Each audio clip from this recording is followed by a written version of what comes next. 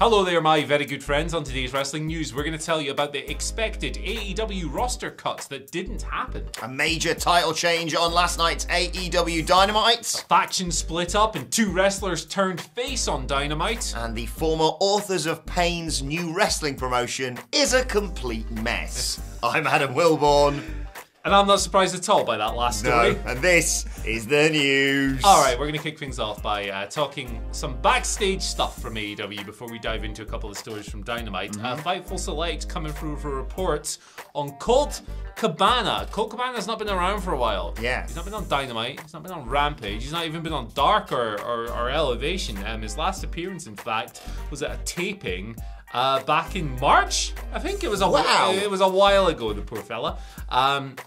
Now, this Fightful Select report is quite interesting because it cites an internal assumption that Colt was actually going to be let go by the promotion recently. At the end of his contract, there were several people within the promotion who felt that his contract wasn't going to be renewed and he'd be able to depart the company. That would kind of be similar circumstances to your Jack Evans, your Marco Stuntz, your Joey Janela's. Alan Angels. Yeah, he's wrestling on Impact. He is, yeah, like tonight or tomorrow night. It's Mike Bailey. Amazing. Against Mike Bailey as well, who rules. Like, they're giving him an instant chance to have a great... That's class.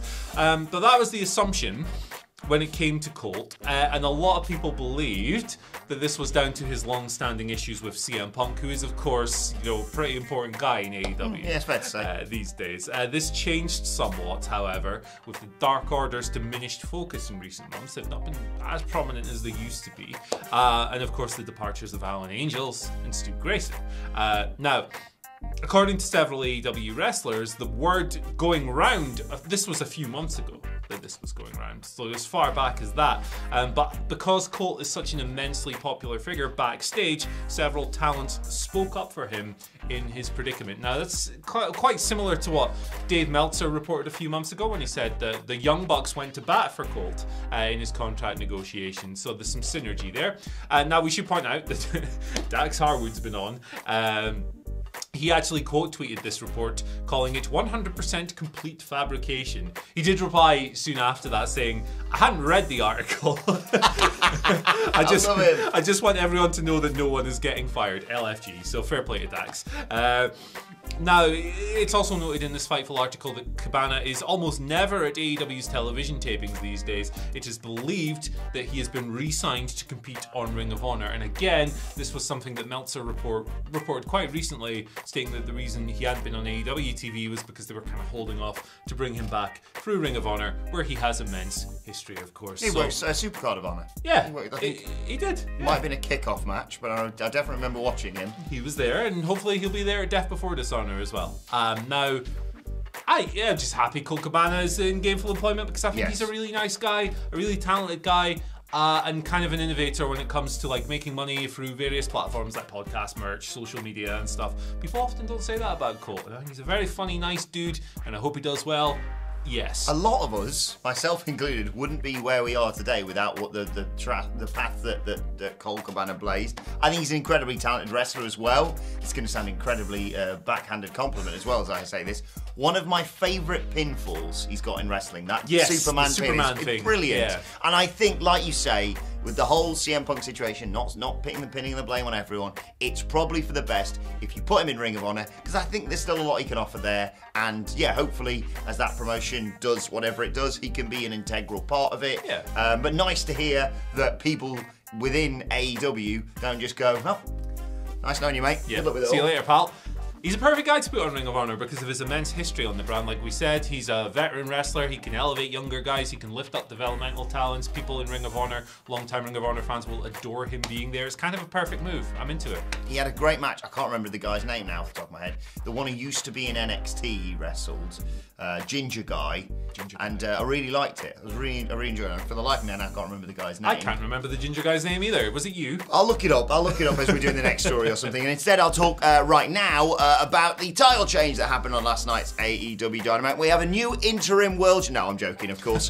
There's a new TNT champion. Wardlow, unsurprisingly, finally defeated Scorpio Sky, ending his title reign, second title reign, I should say, as TNT champion at 70 days, despite all of the obstacles that were put in front of him in the street fight that they had, because not only was Ethan Page there and Dan Lambert there was just a whole load of big lads from American Top Team. They all got involved.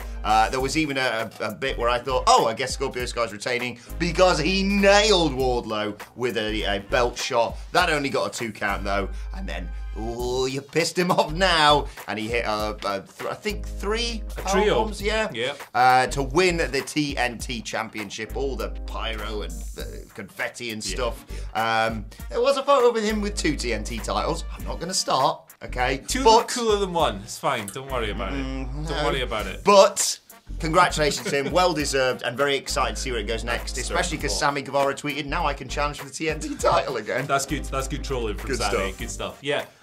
Yeah, I think this really landed, right? Yes. When they did it last year, you knew that last week when they announced that it was going to be a street fight, you knew the ATT people were going to get involved. It's just a procession of people for Wardlow to beat up and look dominant, so I'm totally fine with that. I'm totally fine with Sky coming out of this looking like a bit of a loser, because the priority just now is pushing Wardlow and getting him over and having him on this Batista-esque run where he destroys everybody. And he wins unwinnable situations because he's such a badass and he's so over. He was really over last night. Yeah. Good stuff. Wardlow's on a nice little run at the moment. He won the MJF feud. I loved that squash. He's got the new music. He's feeling himself. Look, I know a lot of people didn't like the gauntlet the other week. And listen, I'm not going to tell you that it was some great match, but it was such a mess that I loved it. Like it was a complete shambles. Yeah, it was a complete shambles in the best possible. Just pinning 7 dudes who weren't even up the right way. That's awesome. Sometimes wrestling's a bit stupid and crap, and I love it. Yeah, I love this. It was good. I agree. I think I was a bit more, I hope the Wardlow train didn't go off the tracks after that 20-on-1 match or whatever it was. Yeah, the MJF stuff was obviously elevated him, but I think it's the perfect thing, and they did it the right way last night. Great stuff. Excited to see what happens next. And the wrestler's whose name I can't remember, who I do apologise to now, was Blake Christian. Blake Christian, great match. First match at Supercard of Honor, so yes, really good stuff. That he's killing himself. He's killing it on the indie scene at the moment as well. And it's just like, it's so weird to think that these people had WWE runs. They were so short, weren't they? Like it was only. And I look at him and go, well, why did you let him go? Yeah, and like it was only like 6 months ago that he was like going to be a superhero boyfriend of Cora Jade. Oh yeah. And now he's like in GCW, and it's like you can see and elsewhere in the indies, and you can see the things he's picked up in WWE that have like sharpened his game. He seems to be having a lot more fun. Yeah. Good luck to it. Just there's so much good wrestling everywhere. I'm not going to be the cliche. Guys, you don't have to like just one promotion. I love it when guys who watch 2 promotions point out that actually, guys, you can like all wrestling. Yeah. Tremendous. Name 2 other promotions. WCW. TNA, that's still a thing. TNA. Right, we're going to move over. We're going to talk about... We're not going to read... Last night's Dynamite, right? There was a faction split up. And a face turn in the same angle. Rest in peace, scissor me daddy ass. Right, you're not going to hear that anymore because the Acclaimed and the Gun Club have gone their separate ways. This has been teased for a while. Quite humorously, Billy Gunn the other week abandoning his own boys for the Acclaimed. But this week they had an 8-person tag. They came out. Max tried to do his rap. Austin Gunn was like, no. Snatched the microphone away. Rochester, New York did not like that, you rascal, Austin Gunn. They had the match. It played out. Relatively straightforward, but it concluded with Max Caster hitting the mic drop. Austin Gunn blind tagged in, stole the pinfall. What a scamp. Afterwards, the Gun Club just leveled the Acclaimed. Billy Gunn was like, what are you doing, boys? What are you doing, boys? And then, of course... Here's how you lay people out. Yeah, he absolutely clocked them. Hit the Famouser. Bowens tried to go for the scissoring, and Billy Gunn was like, I'm going to kick your ass. So yeah, that happened. That split up. This was coming for a while. I would have liked a little bit more from these guys. I thought they were a lot of fun. Like, just a fun undercard act. This Bowens is no longer injured, but I liked him coming out of the wheelchair and correcting Austin and Colton with their wrong... Like, I was into it, man. Like, not everything needs to be this high-level main event act, but they were a lot of fun. That being said, the Acclaimed really gotten over recently, in particular, and I'm looking forward to seeing what they do as babyfaces. I'm excited to see them, as babyfaces going forward. Also, very rare, off the top of my head, that teams split up after a win. Yeah.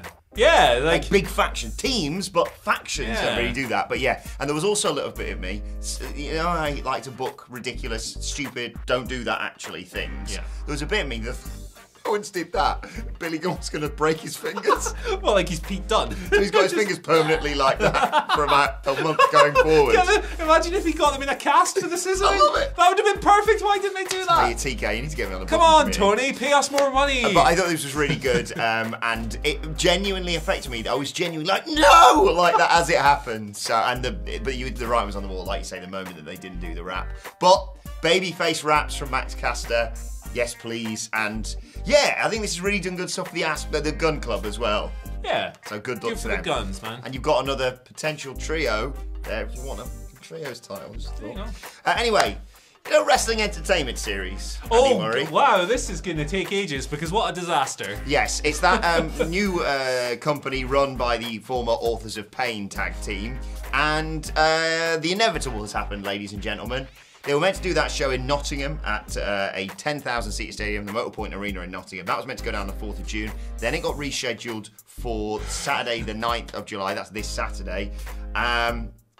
And the reason for that given was the public holiday in the UK. Yeah. That's right, wasn't it? Yeah, no one's bought tickets because it's the Queen's Jubilee. Yes. Okay. And now the show inevitably has been cancelled. Now, the statement they released blamed so many talents not showing up as the reason. But if you've been on social media over the last week or so, you'll have seen the likes of the former Nia Jax saying that she wasn't paid and stuff. And I think the former Aiden English was saying he got ghosted by the promotion. And also the reports that they'd sold, don't forget, 10,000 seats up for grabs here, Andy. Less than 350. Not 1,000, less than 350 tickets have been sold. Fightful Select, no crap, just sap. Sean Ross Sapp of Fightful Select published a lengthy report on the cancellation, so well worth checking that out. It's not due to talent pulling out and talent being unprofessional and stuff like that. Poor ticket sales and mismanagement was the reason given, which makes a lot more sense. There's a lot of interesting details in that report. How the thing about how there's a part of the statement that says wrestlers have been paid. That turned out to be a half-truth. Nia Jax has not been paid every single penny that she deposits and stuff, wasn't it? Bits and bobs here and there, yeah. Like some wrestlers did get paid. People like Moose and Steph Delander are mentioned, but some UK talents did not. Visa information, hotel travel information was not communicated to wrestlers. Some wrestlers learned that the show was off on social media. This is a grand disaster, like an omni-shambles across the board. I would love another major wrestling promotion. I think that would be awesome. However, it's quite clear from this, and it was quite clear a few months ago, even if we're being generous here, that this was not going to be it. And now there's talk of it just being like a big scam for an NFT grift. So I don't even fully understand what an NFT is still, but there you go. What a disaster. Pretends to be shocked GIF. Yeah, that's pretty much it. Let's move on to your Twitter questions. At WhatCulture WWE, of course, you want to get in touch with us. First question today comes from Daniel, your friend, on Twitter. My friend Andy, Daniel. Who says, good morning, y'all. Could y'all see... I don't know why. That's enough. Could you see a scenario at SummerSlam where Theory cashes in his Money in the Bank contract when both Brock and Roman are knocked out, neither get up for a 10 count, and Theory is new champ doing no physical work? Thank you! Yeah, of course, it's a last man standing match. So in theory, you could run out, kick both of them in the bollocks, cash in, and just stand there and go... Oh, give me the titles. I suppose, oh wow, that's really something. That would certainly fit his character. Yeah. I think it would go down like a lead balloon in the building, and for that reason I don't think it'll happen. But hey, listen, that's certainly something that would arise in the mind of Theory, so fair play. Yeah, we talked about this yesterday on our What Needs to Happen podcast, which is available as a video on our channel right now, or as a podcast. Baby. If you want to listen when you're out and about. And Hamflet did seem to suggest a tease. I think the threat of Theory is going to be hanging over it, so you might as well lean into it a little bit. But yeah, God no, don't have him just come out and go, right, 10 count. There we go. Right, second question today comes from John Shoemaker Jr., who says, Adam Wilborn, aka King of the Mic, and Andy Murray. Whoa. Before you do that, I've got just one question for you, my friend. What's that? Can the King of the Mic deal? What's that? With the eel. Oh my... The answer. Where did you get that from? To deal with the eel, mate. I can't use the mic. Sorry, everyone. I couldn't deal with the eel. Couldn't deal with the eel. Anyway, question. Do you want to read it? I'm confused Yeah, now. let's do I've it. been thrown. Where are we at? John Schumacher Jr. Yeah. What are your thoughts on AEW switching up their commentary team similar to how WCW did back in the late 90s, early 2000s? I like it. I think it's a fresh switch. I think it's necessary. Yes, I like the dynamic that Schiavone, this is going to sound like a shot at JR, I'm sorry. I like the dynamic that Schiavone, Taz and Excalibur have together, and I like spending time with that trio. Yeah, I think it's right. I think, you know, limiting his screen time, especially on pay-per-views, is beneficial. Yeah, definitely. Yeah, he's been doing this a long time, and it's very difficult for him to keep his energy up for a full broadcast. Also, like, the guy's got, in his own words, an orange-sized lump on his leg that hasn't fully healed from, obviously, his successful skin cancer treatment. So the guy is, like, struggling at the moment, physically and mentally. Exactly. So it's good for him to have a break as well. Like, love JR for everything he's brought to the wrestling business, but sometimes he just needs to, given the circumstances, take a little time off, come in. Also, it's nice on TV, he gets to do a big ring entrance. Everyone cheers. Like, that's nice. And also, I have liked in recent weeks, obviously this was more sort of Forbidden Door stuff, but having the likes of Kevin Kelly and, God, I'm really bad with names today. Caprice Coleman That's on, what I was thinking of. Ian Riccaboni. People like that in the Blue Booth has been really beneficial as well, so I quite like it. Regal, of course. Regal, yeah, more of that sort of thing, and yeah, anytime you can have Ricky Starks talking is all right by me. What a fired up promo that was. That was really great, wasn't it? John Harrison gives you the question that you asked for yesterday, Andy. You're not allowed the eel on your team. John Harrison says, Survivor Series, Team Willie versus Team Very Cool Video Man. I'm not Very Cool Video Man. Let's end that right away. Who are your picks, boys? Have a great day. So we're doing 5-on-5. I take it we're both team captains. The eel is a water pistol. So you get 4 picks from the WhatCulture office. It doesn't have to be WhatCulture Wrestling. We're not allowed Miller, are we? Okay, no, that's cheating because he's a wrestler. He's in the main event. He's in the title for title match. All right, let's do a rock, scissors, paper to see who goes first. Okay. Right. 3, 2, 1, and then the beat after, yeah. Let's do it. 3, 2, 1. Oh, you said beat after what? I can't deal with You go first. You got the eel. All right. Okay, I've got the eel. 4 picks? 4 picks. 4 picks.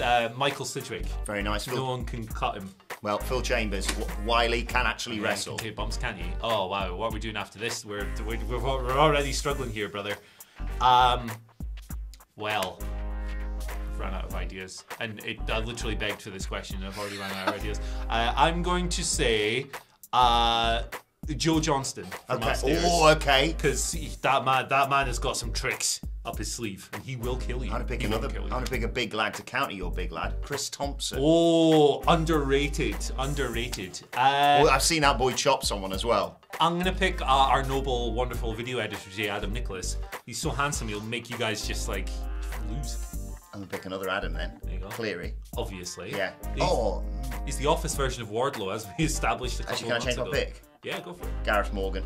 Oh, Guten Morgen, Gareth. Morgan. He's like Miller, like low key. He's jacked. Good work, Gareth. He is, and he can he's doing acting and stuff now. Yeah. Good job. Gareth's killing it. He could trick you. He could lull you in, and then roll it. Boom. Yeah, you're absolutely screwed. Well, I can't pick the eel, which is throwing my whole game plan. I love this thing. Look at this. Look at this. Look at his little face there. Yep, that's definitely on the screen there. Who else is? You got the gaming lot. Yeah. You got Jules. You got the Ham. The Ham. You've got Scott Tilford. He's a wrecking machine, low-key. Scott Telford could mess some dudes up. There we go. This is a really self-indulgent question. I love it. I like it. I love it. Amy Rapier. Fair play. Ham. She will kick your ass. Yeah. 100%. She's incredibly violent. Just walking around knocking people out. At Amy Rapier, say, hey, don't want to mess with you. Yeah, don't mess. I'd love that as well, because Phil yesterday getting happy birthday messages makes sense. If people tweet at her going, hey, whoa, don't want any trouble. Yeah, what's going on? Just tweet Amy Rapier, hey, I don't want any trouble. No context. See what happens. Just that exact phrasing. Yeah. Perfect. Let's move on to today's and finally. And some great news, Andy. Talking of Simon Miller, it's buzzing. He's got a new business. Hey! Shout out to Incursion, who sent this to us. In Pontypridd, South Wales. I was kind of surprised at that. But he's opened a new store called Ups and Downs, where he sells lingerie and nightwear, exchange store clothing, and free bra measuring. All right, okay, sure. Congratulations, Miller. Simon it's open Miller. 5 days a week. It's inside the indoor market, and it offers Lady Olga, Marlon, Cameo, and Naturana. Don't know what that is. Oh, I'm glad they've got Lady Olga in. That's my Yeah. favourite. But yeah, if you want exchange store clothing, lingerie, and nightwear, Simon Miller, as we've always said, is your guy. Do you reckon they do eel sizes? I don't want to think about that. Let us know your thoughts on that, on the eel, on everything we've discussed today in the comment section. Like, share, subscribe to What Culture Wrestling, wherever you get your podcast from. For Daily Wrestling Podcast, myself and the Dudley Boys sitting down to review AEW Dynamite a little bit later on today. Plus, you can let us know your thoughts and Twitter questions. Oh, silly stuff. It's Silly Friday tomorrow. Yes, it is. Send all your... I'll do a thread today. Send them to the Where can people find you on Twitter, though, Andy? Find me on Twitter at Andy H. Murray. The H stands for hey. Could you deal with the eel? Let us know in the comments if you can deal with the eel. You can follow me at Adam Wilborn. Follow us all at WhatCulture WE. But for now, my thanks to Andy Murray, to the eel. Thank you for joining us, and we will see you soon.